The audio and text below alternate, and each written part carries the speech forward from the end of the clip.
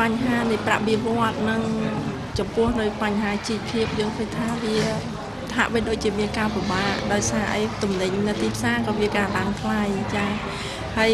សពសារពើទាំងអស់តាំងពីទឹកតាំងពីភ្លើងវាមានការឡើងថ្លៃទាំងអស់ដល់អញ្ចឹងប្រាក់បៀវត្សដែលយើងទទួលបានវាមានការតិចតួចអញ្ចឹងវាមិនអាចផ្គត់ផ្គង់នៅក្នុងបន្ទុកនៃជីវភាពបានគ្រប់គ្រាន់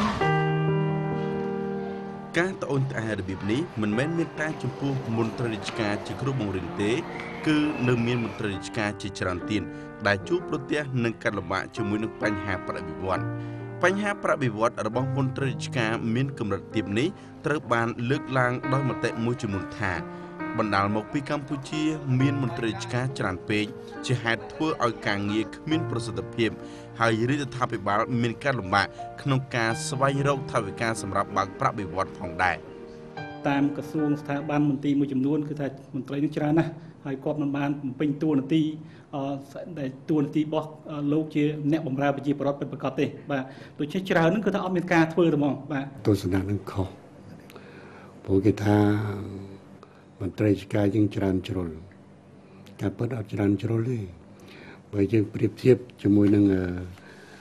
តួលេខនៅលើប្រទេសក្នុងតំបន់របស់យើងហ្នឹងគឺថាចំនួនមន្ត្រីរាជការយើងប្រមាណ 16,000 បើប្រៀបធៀបនឹងប្រជាជនកម្ពុជាយើងដែលមានចំនួនប្រមាណ 14 លាននាក់គឺភាគរយចំនួនមន្ត្រីរាជការធៀបនឹងចំនួនប្រជាពលរដ្ឋទូទៅគឺមានតែ1ប្រហែលជាមិនដល់ 2% ទេមន្ត្រីរាជការមួយចំនួនបាទយើងឃើញតែមានតែឈ្មោះប៉ុន្តែមិនមានមនុស្សជួនកាលមនុស្សនឹងមានគាត់មិនបានមកធ្វើការទេប៉ុន្តែមានមេមានអីហ្នឹងបើកប្រាក់ខែយកទៅកន្លះឆ្នាំអីគាត់មកអើតម្ដងពេលណាគេទៅប្រជុំពេលអីហ្នឹងទៅបង្ហាញមុខអីចឹងបាទអាហ្នឹងជាក់ស្ដែងណាស់ហើយខ្ញុំជឿថាទាំងអស់គ្នាត្រូវទទួលស្គាល់យើងទទួលស្គាល់ថានៅកន្លែងខ្លះមានមន្ត្រីលើសហើយកន្លែងខ្លះមានមន្ត្រីខ្វះចឹងហើយចាំបាច់ត្រូវរៀបចំគោលនយោបាយពង្រាយមន្ត្រីរាជការគឺពង្រាយពីកន្លែងលើសឲ្យទៅដល់កន្លែងដែលខ្វះតេតិនទៅនឹងចំនួនមន្ត្រីរាជការនេះដែរតាមការឲ្យដឹងពីមន្ត្រីជាន់ខ្ពស់រដ្ឋាភិបាលឲ្យដឹងថាបើប្រៀបធៀបនឹងប្រទេសក្បែរខាងចំនួនមន្ត្រីរាជការនៅកម្ពុជាមានទាបជាងគេនៅគណៈពេលដែលប្រទេសម៉ាឡេស៊ីមានចំនួន3កណ្ដុះសញ្ញា 6% ថៃ2កណ្ដុះសញ្ញា 0.6% ឥណ្ឌូនេស៊ី1កណ្ដុះសញ្ញា 76% ឡាក់ចំពោះបញ្ហាមន្ត្រីខ្មោចឬមន្ត្រីមានតែឈ្មោះដែលពីមុនតែមានការចោទប្រកាន់ថាមាននៅតាមក្រសួងស្ថាប័ននានានោះត្រូវបានភាគីរដ្ឋាភិបាលអះអាងថានៅឆ្នាំ1991ក្រោយពីបញ្ចប់សង្គ្រាមកម្ពុជាបានធ្វើសមាហរណកម្មនយោបាយដែលតម្រូវឲ្យទទួលយកមន្ត្រីរាជការពីគ្រប់ភាគីជាហេតុធ្វើឲ្យចំនួនមន្ត្រីរាជការប៉ោងឡើងប៉ុន្តែបញ្ហានេះត្រូវបានដោះស្រាយរួចហើយបន្ទាប់ពីការរាប់ចំនួនមន្ត្រីរាជការនៅឆ្នាំ1995បានរកឃើញមន្ត្រីខ្មោចឬមន្ត្រីមានតែឈ្មោះចំនួនជិត 20,000 នាក់ខ្ញុំថាវាមាននៅតែមានមន្ត្រីខ្មោចហ្នឹងអត់មានឈ្មោះអត់មានមនុស្សហ្នឹងណាខ្ញុំថានៅតែមានប៉ុន្តែចំនួនណាមួយខ្ញុំមិនប្រកាសទេទោះបីកាត់បន្ថយមកដល់នៅពេលនេះខ្ញុំថានៅតែមានចំនួនច្រើនដដែល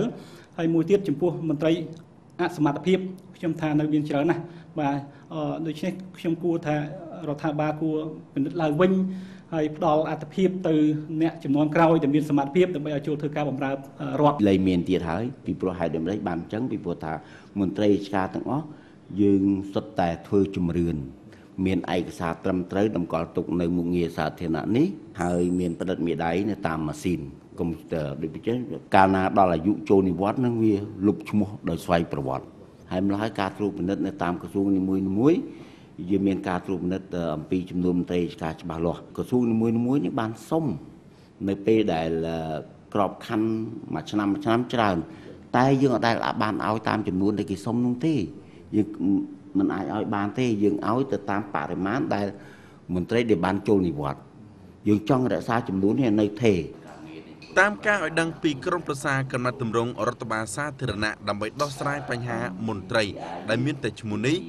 រដ្ឋាភិបាលបានធ្វើជំរឿនមន្ត្រីរាជការនៅទូទាំងប្រទេសកាលពីប្រមាណឆ្នាំកន្លងទៅដោយរកឃើញមន្ត្រីមានតែឈ្មោះមួយចំនួនហើយនៅពេលខាងមុខនេះ នឹងមានការធ្វើជំរុញម្ដងទៀតដើម្បីរកមន្ត្រីដែលមានតែឈ្មោះនៅសេសសល់នៅតាមក្រសួងស្ថាប័នរដ្ឋនានា នៅឆ្នាំ2001យើងបានធ្វើជំរឿនទូទាំងប្រទេសបាទហើយក្នុងជំរឿននេះយើងបានកាត់មន្ត្រីបានមកជាប់10000នាក់ដែរក្នុងសិក្ខាសាលាអាដាមបានយករដ្ឋមន្ត្រីសុខអាតលោកបានមានប្រសាសន៍ឲ្យថាឲ្យខាងយើងខ្ញុំរៀបចំឲ្យបានឆាប់នៅការរាប់មន្ត្រីរាជការឡើងវិញ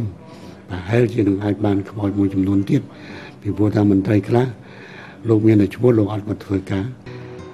នៅក្នុងការដោះស្រាយបញ្ហាប្រតិបត្តិរបស់មន្ត្រីរាជការនេះរាជរដ្ឋាភិបាលបានអះអាងថាកន្លងមកបានរិះរកគ្រប់មធ្យោបាយដើម្បីដំឡើងប្រតិបត្តិជូនមន្ត្រីរាជការជាក់ស្ដែងដូចជានៅឆ្នាំ2009នេះមានការដំឡើងប្រតិបត្តិបានចំនួន 20% ប៉ុន្តែចំនួននេះនៅពុំទាន់ធ្វើឲ្យមន្ត្រីរាជការដោះស្រាយជីវភាពឲ្យបានសមរម្យនៅឡើយទេហេតុនេះ រាជរដ្ឋាភិបាលបានបង្កើតជាកម្មវិធីផ្សេងៗទៀតដើម្បីធ្វើយ៉ាងណាបង្កើនប្រតិបត្តិឲ្យបានខ្ពស់ដល់មន្ត្រីរាជការនិងជ្រើសរើសបានមន្ត្រីដែលមានសមត្ថភាពនិងជំនាញពិតប្រាកដ